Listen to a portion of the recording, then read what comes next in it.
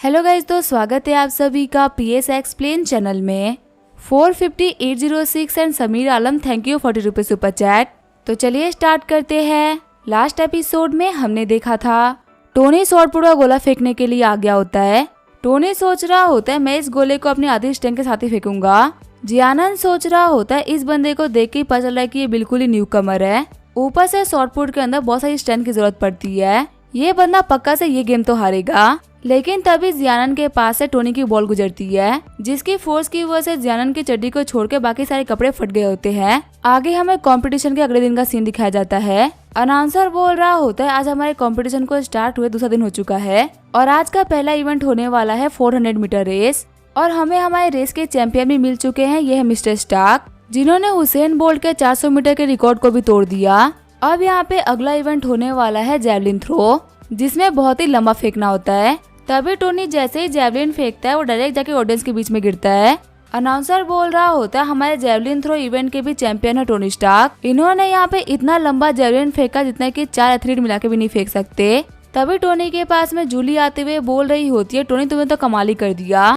कल के भी जो 5 इवेंट्स हुए थे उनको सिर्फ तूने जीता ही नहीं था बल्कि तूने उसके अंदर रिकॉर्ड बनाए थे। और आज भी जो 2 इवेंट्स हुए उसके अंदर तुम लगातार रिकॉर्ड बनाए जा रहे हो। आखिर तुम्हारे पास में ये सब करने का स्टेमिना कहाँ से रहा है? टोनी बोल रहा होता है जूली आखिर नेक्स्ट इवेंट कौन सा है?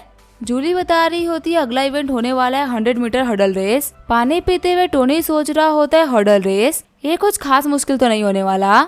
मैंने टीवी के ऊपर एक बार देखा था, हमें बस इसके अंदर ऑब्स्टिकल्स के ऊपर कूदना पड़ता है। टोनी को देखते हुए जूली सोच रही होती है मैं जितनी बार भी टोनी को देखती हूँ ये मुझे और भी परफेक्ट लगने लगता है। आखिर एक मैन इतना परफेक्ट कैसे हो सकता है जो कि हर काम में इतना अच्छा हो? और जितना टोनी अच्छा है उतना ये हम्बल भी है। टोनी की जगह अगर कोई और होता ना तो वो प्रिंसिपल के मुंह मना कर देता कि मैं नहीं आने वाला। लेकिन फिर भी टोनी यहाँ पे आके उनकी बात की वैल्यू रख रहा है। यहाँ तक कि 28 में से 10 कंपटीशन में पार्टिसिपेट करके ये इंश्योर कर रहा है कि हमारा कॉलेज नंबर 1 पे आए। वैसे मुझे पता है कि मैं कभी भी टोनी को हासिल नहीं कर सकती, लेकिन इसको देखने का एक्सपीरियंस भी काफी ज्यादा कमाल का है। हम देखते हैं वुशुआंग और ईहान को जो कि स्टेडियम में आगे होते हैं। वुशुआंग बोल रही होती है ईहान देखो टोनी ग्राउंड के अंदर भी काफी ज्यादा हाई प्रोफाइल है।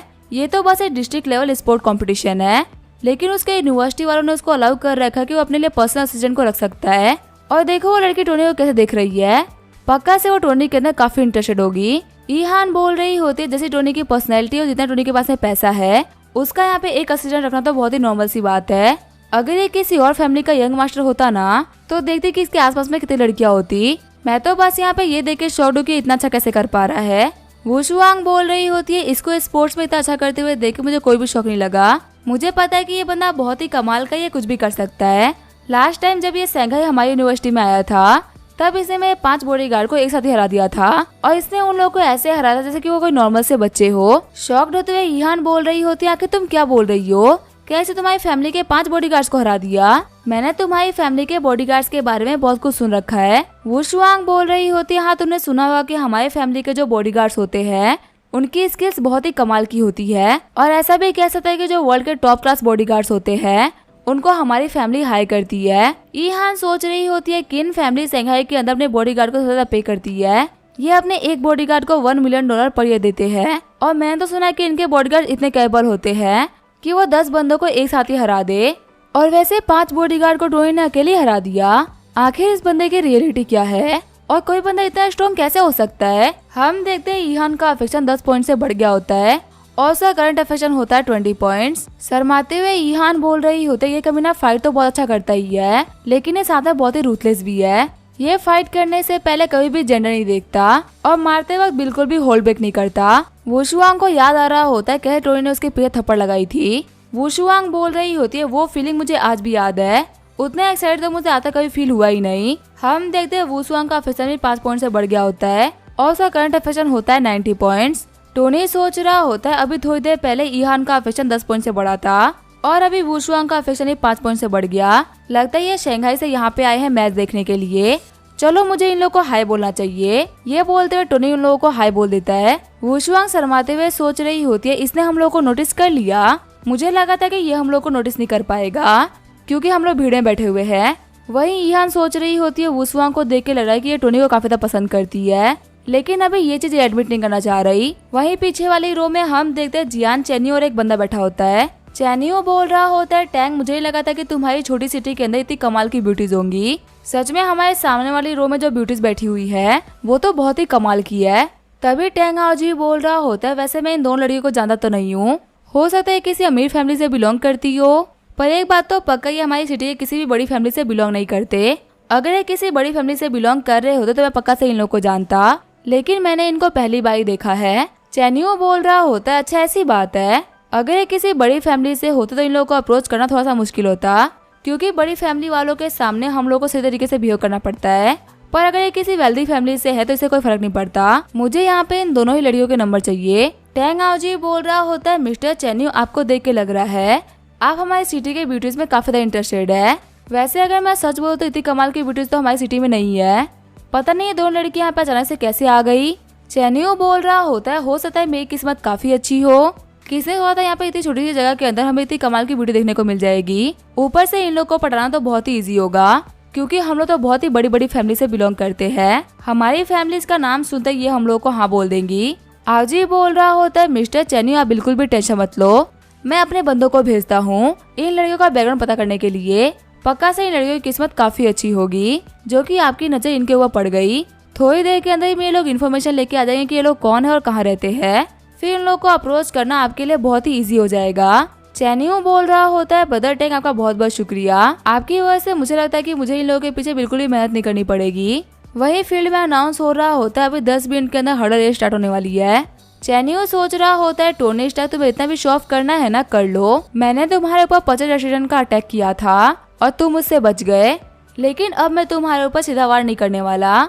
अब मेरे स्नीक अटैक से तुम्हारा बचना बहुत ही मुश्किल होगा। मैं तुम्हारे ऊपर जो सरप्राइज अटैक करने वाला वो इतना खतरनाक होने वाला है ना कि वो तुम्हारी पूरी की पूरी इंडस्ट्री को खत्म करके रख देगा। और सबसे बड़ा डैमेज होगा तुम्हारे टोनी स्टार्क की इस महान इमेज पे, जिसे बनाने के लिए तुमने बहुत ही टाइम से मेहनत करी है, यहाँ तक कि अभी भी कंपटीशन में पार्टिसिपेट कर रहे हो।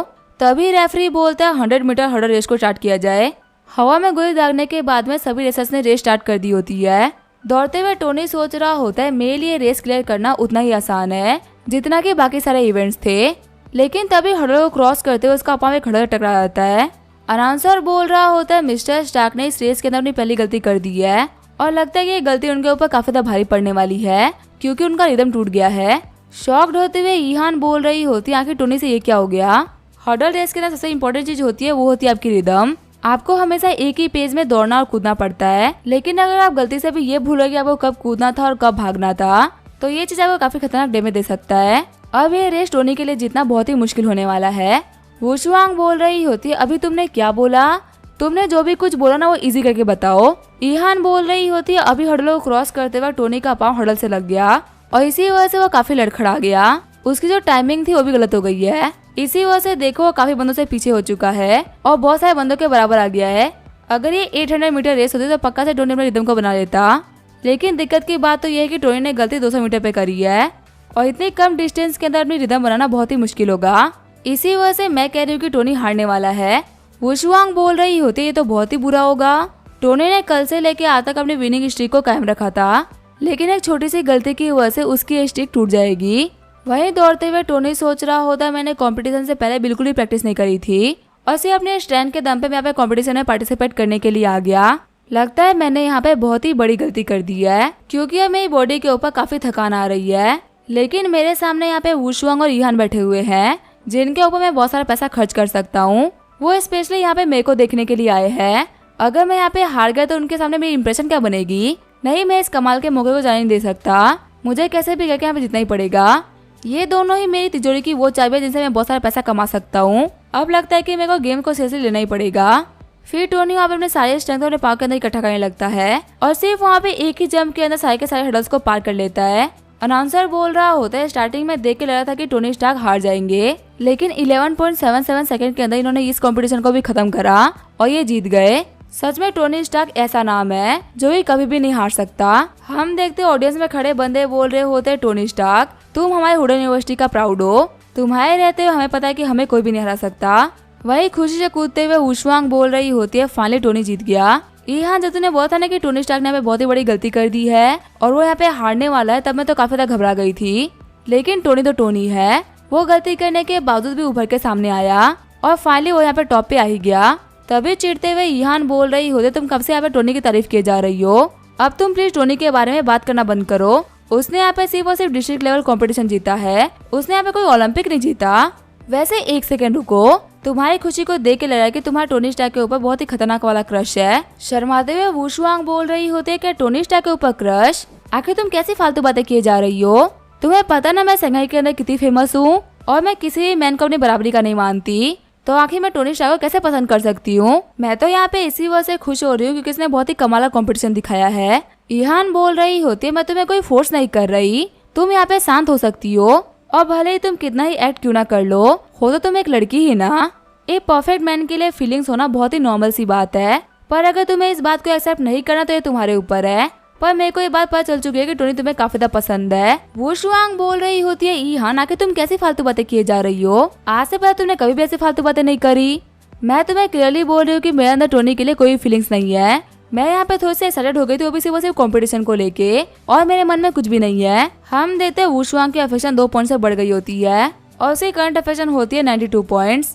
वहीं ईहान की अफेक्शन 5 पॉइंट से बढ़ गई होती है और उसकी करंट अफेक्शन होती है 25 पॉइंट्स। तभी टोनी के पास में जूली आते हुए बोल रही होती है टोनी तुमने तो कमाल ही कर दिया, 10 में से 9 इवेंट खत्म हो चुके हैं, अब यहाँ पे सिर्फ और सिर्फ एक ही इवेंट बाकी है जो कि है 1500 मीटर रेस। इवेंट को लेके आके तुम्हें कैसा फील हो रहा है।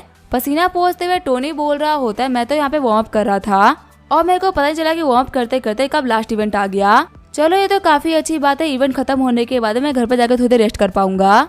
जूली बोल रही होती है टोनी क्या तुम्हें वो बंदा याद है जियानन, जो कि तुम्हारे पास में आके बहुत सारी फालतू बातें किए जा रहा था। पिछले 2-3 इवेंट्स के अंदर उसने पार्टिसिपेट नहीं करा, लेकिन यहाँ पे लास्ट रेस के अंदर वो भी पार्टिसिपेट करने वाला है और उसने मीडिया के सामने बोला कि वो तुम्हें बहुत ही गंदा हराने वाला है। अभी जो पूरा का पूरा स्टेडियम है वो इसी बारे में बात कर रहा है कि आखिर तुम्हें जियानन कैसे हराएगा।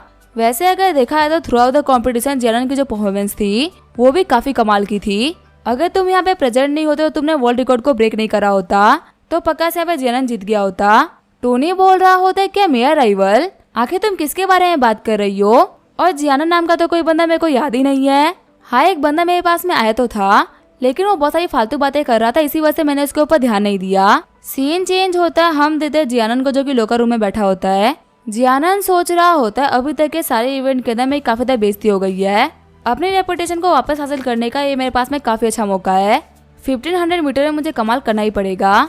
तभी वहाँ पे एक बंदा आते हुए बोल रहा होता है तुम्हें देख के लग रहा है जैसे कि तुम जीतने के लिए काफी ज्यादा डेस्परेट हो। वैसे मैं तुम्हें बता दूं कि तुम्हारे पास में जीतने के लिए आखिरी मौका है, तो इसी वजह से मैं तुम्हारे लिए यहाँ पे एक डील लेके आया था। शॉक्ड होते हुए जियानन बोल रहा होता है डील, पर कैसी डील, मुझे याद है कि मैं तो तुम्हें नहीं जानता। वो बंदा बोल रहा होता है जान पहचान में क्या ही रखा है, वह तो मैं भी तुम्हें नहीं जानता, बस एक बात हम दोनों में कॉमन है कि हमारा राइवल टोनी स्टार्क है और उसका मैं टोनी स्टार्क की प्रेजेंस रहते हुए हम दोनों ही नहीं जीत सकते। मैं यहाँ पे तुम्हारे लिए सुपर सीरम लेके आया था, इसको लगाने के बाद में टोनी स्टार्क तुम्हारे सामने कुछ भी नहीं कर पाएगा और तुम्हें इस सीरम के बदले में कुछ भी नहीं करना है, बस रेस के दौरान तुम्हें टोनी स्टार्क को बहुत ही खतरनाक चोट देनी है। जियानन सोच रहा होता है आखिर मैं क्या करूं, क्या मुझे इस बंदे की बात को मान लेनी चाहिए, पर अगर मैंने इसकी बात को नहीं माना और मैं डिस्ट्रिक्ट कंपटीशन में कुछ भी नहीं कर पाया तो मेरा करियर यहीं पे खत्म हो जाएगा। फिर वो सीरम को लेते हुए अपने हाथों में लगा लेता है। जियानन बोल रहा होता है एक बार जीतने के लिए तो मैं कुछ भी कर सकता हूँ। आगे हम देखते हैं सारे के सारे प्लेयर्स ग्राउंड में आगे होते हैं। अनाउंसर बोल रहा होता है आप सभी लोगों को इस इवेंट का काफी टाइम से इंतजार था, ये होने वाला है आज का लास्ट इवेंट। 1500 मीटर रेस के सारे प्लेयर्स रेडी हो जाए, सिग्नल के साथ में आप लोगों को रनिंग स्टार्ट करनी है। जियानन सोच रहा होता है टोनी तुम वेट करो, मैं तुम्हें खत्म कर दूंगा, अगर तुम नहीं होते तो कल और आज के सारे इवेंट्स में जीता होता।